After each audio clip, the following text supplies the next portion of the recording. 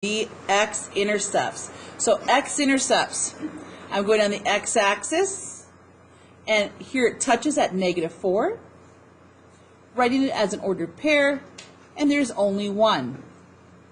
Y-intercept, there's only one. Again, this is an open circle, we don't consider it, and that is at 0, 1. Now let's do domain. So we are going to use this theory of walking on the x bridge. We always start with the negative x's and we walk to the right. So it doesn't matter where I am on the x bridge. When I look up, I would see this part of the function, right? I would look up, I see this part of the function. So I can see part of the function if I look straight up and I keep walking, and I continuously will see part of the function. Here I am, I look down, over here I look up. The entire way I can see some part of the function. So if we go to where it says domain, how do we illustrate that? So all the way from left to right, we're able to see the function if we look up or down. Please go down below, write -10, and we're going to do a 90-degree turn. And we're going to describe the range. So just like the x bridge, now on the y bridge, we also start at the negatives. So I'm going to start way over here. If I look up or down, do I see any part of the function? Any part, yes or no? Okay, go a little further here. When's the first time I see part of the function? At -3. Now I understand you're like, but there's circles there. Well, I don't include these because they're not actually points in the graph, but this line has all of these points. So at -3, I need to include, there's some part of the graph there. I come back again and I start walking. When's the next time I stop? Because if I look up or down, I see it. At 0, if I look up at 0, I see it, and it's a closed dot, so I need to consider 0, and as I walk, I continuously can look up or down, and I see some part of the graph. This should have been f of 0, so you can change g. Now we're going to go on to mapping. So I'm going to go f of 5 maps onto what? Okay, f of 5, so I go over to 5, maps onto 6. F of -4 maps onto 0. F of 0 maps onto 1.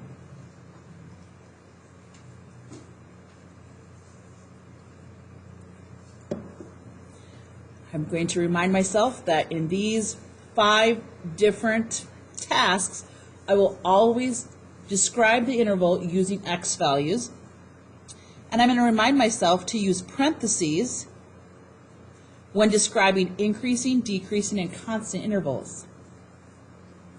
If you're still struggling with increasing, decreasing, and constants, here's what I would do. I would have you look at the endpoints, and I'd have you write down what is the x value. Okay, -4, -4, 0, and 0. Now looking at this from left to right, I'd be going downhill, so this is decreasing. I'm staying flat, that's constant. I'm going uphill, that's increasing. Let's now come up with the interval that's decreasing. In terms of x values, it decreases as it comes from the left, and it continues to decrease and go down until it approaches an x value of -4. So from the left all the way to -4, it is decreasing. From the left all the way to -4, it is decreasing. Remember, at -4, it no longer is decreasing, it has come to a stop. So we put parentheses, not brackets. Where is it constant? Once it leaves -4 and goes all the way to an x value of 0, in between there, it is constant or flat. You're running on a flat ground. What about this portion? When you leave 0, you are increasing. When you leave 0 and move to the right, you are increasing. Please take that pencil or pen. We're going to make a squiggly line on the x-axis. That is where y equals 0. It is a neutral y at that point. And I'm going to use a colored pencil if you're watching from home. This is where y's are positive up above, and down below is where y's are negative. Down below is where y's are negative. So we're going to do two things here. We want to identify where are the y's, y values positive, and where are the y values negative. So if I told you just, here's a highlighter, show me where they're positive, you'd be like, okay, it's positive here, and it's positive here. Right. Where is it negative? It's negative here, and it's negative here. I think most students can do that. It's a, how do you actually write the interval that describes this part? That's the difficult portion. So let's do this together. Where is it positive? I have two different intervals. These are not necessarily going to be just parentheses, so we have to really analyze this carefully. In terms of x values, it comes from the far left. In terms of x values, how do I describe far left? Negative infinity. It comes from the far left, and it continues to be in the positive y value range until it approaches an x value of -4. Now here's where you need to analyze. When x is -4, so right at this position, is this spot positive, negative, or neutral? It's neutral. I don't want to know neutral. I want to know where's a positive. It's not positive. I put a parenthesis. Moving on to the next one. So it starts at an x value of 0, and as I move to the right, it continues to be in the positive range. At 0, at when x equals 0, is this position right here, is this in the positive section, the negative, or is it on the neutral line?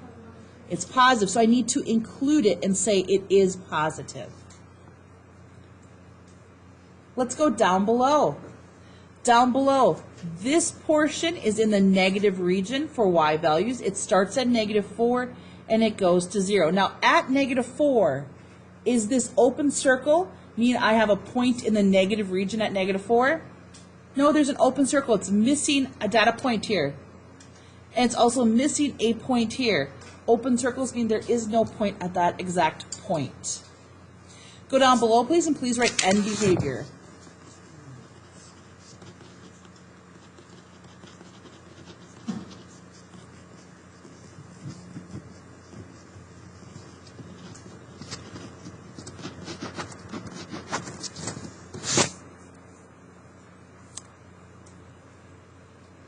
End behavior as I go to the far left side of the x's. Far left side of the x's. Okay, got it? I want to describe the behavior of the y's.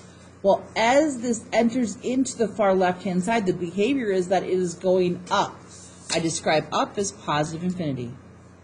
Let's go to the far right-hand side of the x's. What is the behavior of the y's? Well, as it enters into that oval, it is also going up.